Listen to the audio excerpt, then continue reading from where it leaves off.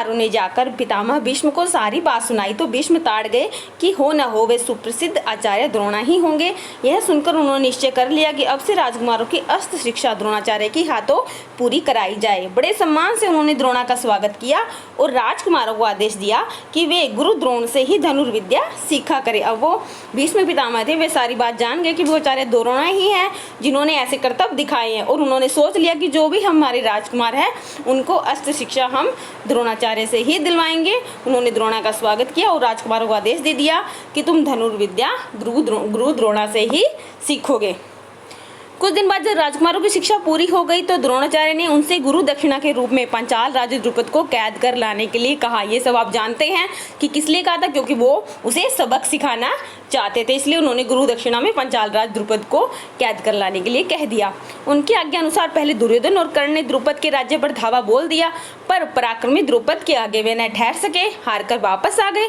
तब द्रोणा ने अर्जुन को भेजा। अर्जुन ने पांचाल राज की सेना को तहस नहस कर दिया और राजा द्रुपद को उनके मंत्री सहित कैद करके आचार्य के सामने ला खड़ा किया।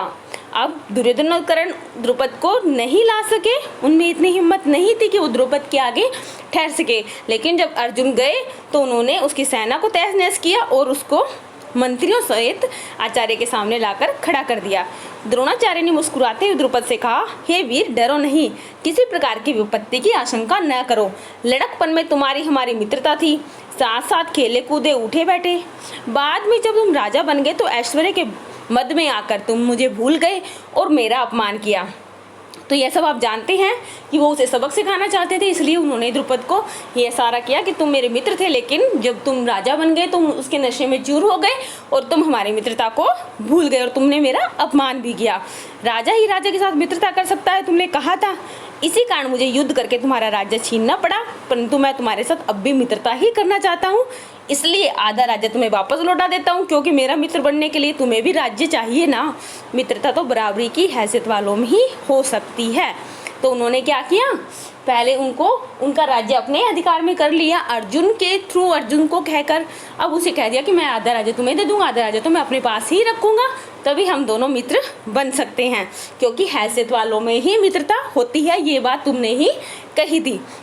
द्रोणाचार्य ने अपने अपमान का काफ़ी बदला समझा और उन्होंने द्रुपद को बड़े सम्मान के साथ विदा किया। इस प्रकार राजा द्रुपद का गर्व चूर हो गया, लेकिन बदले से घृणा दूर नहीं होती। किसी के अपमान की ठेस लगने पर जो पीड़ा होती है उसे सहन करना कठिन होता है। अब जो द्रोणा ने अपना बदला ले लिया और उसने सही माना कि मैंने ठीक किया, बस बात खत्म। लेकिन जो द्रुपद थी उसके अभिमान को जो ठेस लगी थी, उसे बुरा लगा था, अब वह उससे बदला लेने की सोचने लगा कि किस तरह मुझे उससे बदला लेना है। तो द्रोणा से बदला लेने की भावना द्रुपद के जीवन का लक्ष्य बन गई। उसने कई कठोर व्रत और तप इस कामना से किए कि उसे एक ऐसा पुत्र हो जो द्रोणा को मार सके, साथ ही एक ऐसी कन्या हो जो अर्जुन को ब्याही जा सके। यानी अब वो उससे बदला लेने के लिए उसने क्या किया, कठोर तपस्याएं की, जिससे वो कामना कर रहा था, इच्छा कर रहा था कि एक ऐसा पुत्र मिले जो द्रोणा को मार सके और एक ऐसी कन्या हो जो अर्जुन के साथ जिसकी मैं शादी कर सकूं, क्योंकि अर्जुन काफ़ी शक्तिशाली थे। आखिर उसकी कामना पूरी हुई, उसके धृष्टद्युम्न नाम एक पुत्र हुआ और द्रौपदी नाम की एक कन्या। आगे चलकर कुरुक्षेत्र की रणभूमि में अजय द्रोणाचार्य इसी धृष्टद्युम्न के हाथों मारे गए। तो जब वो पुत्र हुए धृष्टद्युम्न, जो कामना की थी द्रुपद ने, ऐसा ही हुआ और आचार्य द्रोण किसके हाथों मारे गए, द्रुपद के पुत्र धृष्टद्युम्न के हाथों मारे गए। इसी के साथ हमारा ये द्रोणाचार्य चैप्टर कंप्लीट हुआ।